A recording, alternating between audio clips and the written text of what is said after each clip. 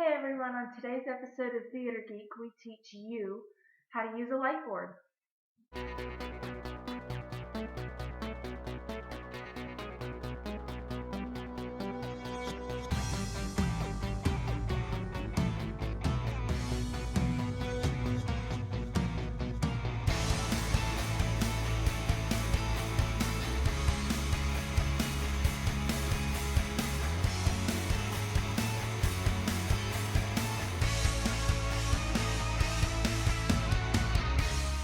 Hey everyone, I'm sorry this episode is so late, but I've been working on tech and performances for a show at a local theater called I Never Saw Another Butterfly. The cast did an amazing job.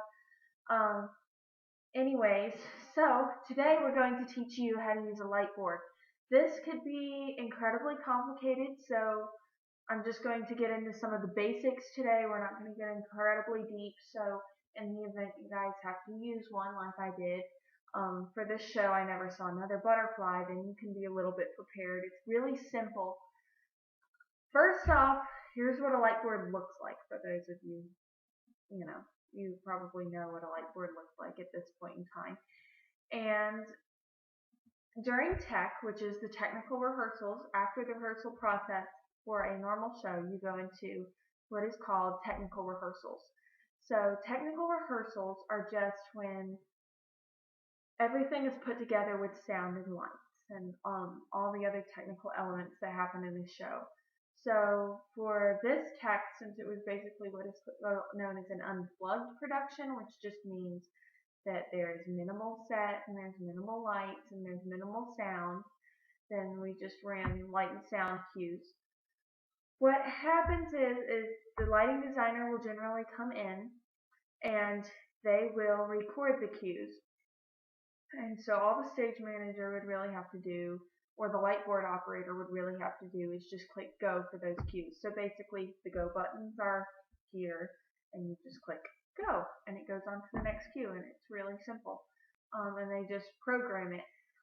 However, in the case of this show, the lightboard actually crashed. So we planned all the cues, we prepared all of them, so all that I would have to do was click the go button. There was a total of 50 something cues in the entire show, and it crashed past Q21, so I only had up till Q21, so I had to learn a little bit more of lightboard.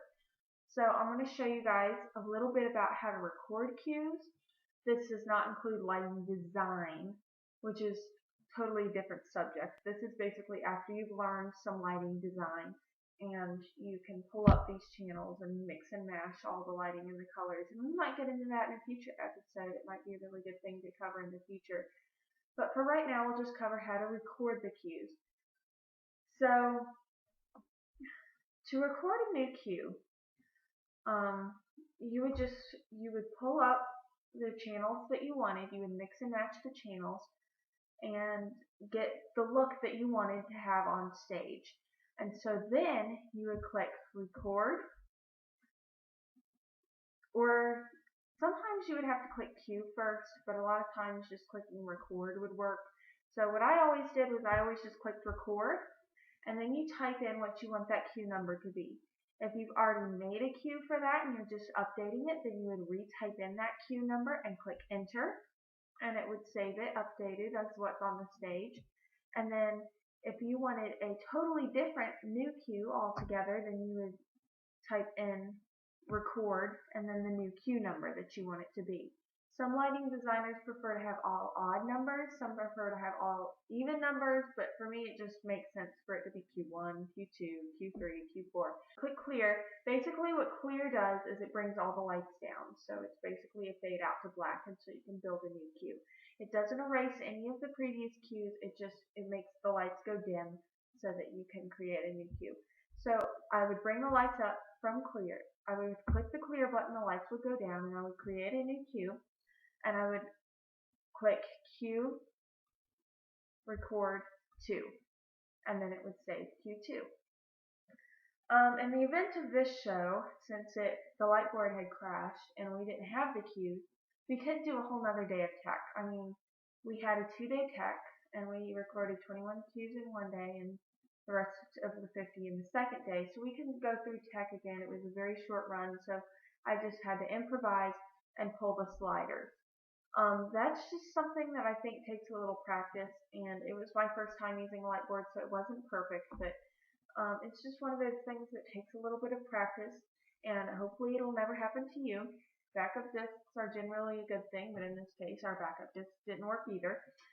So anyways, that's just a little bit about cues, but we also, what I did was I did a lot of skipping because I didn't have the practice I needed to really stay on the sliders. I reused a lot of cues, which is totally doable. So if this were to happen to you, you can reuse some cues. And so the way you would do that, like especially if you're in rehearsals and you still run a lot of the show, like dresses, and the director wants to go back to a certain cue, then you would just type in cue and then the number of the cue and then go, and it would go. If you wanted to stand by for the next cue, so I did this a lot during our show, was I would be in one cue and I would want to skip a cue and go to the next cue, but I couldn't type it in fast enough.